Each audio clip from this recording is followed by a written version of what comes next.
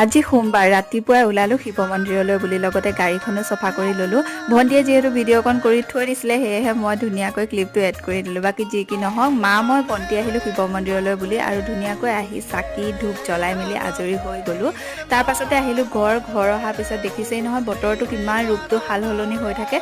বৰষুণো দিয়ে ইফালে আকৌ ৰ'দো দিয়ে ৰ'দ দিলে বহুত বেছি ৰ'দ গৰম আৰু তাৰ পাছত আমি ছিঙিলোঁ মচন্দৈ আৰু জলকীয়া লগতে বঙালী ধনিয়া এইখিনি ছিঙি মই ভাবিলোঁ যে এটা চাটনি বনাওঁ আৰু লগতে আপোনালোককো দেখাওঁ কিহেনো বনাইছোঁ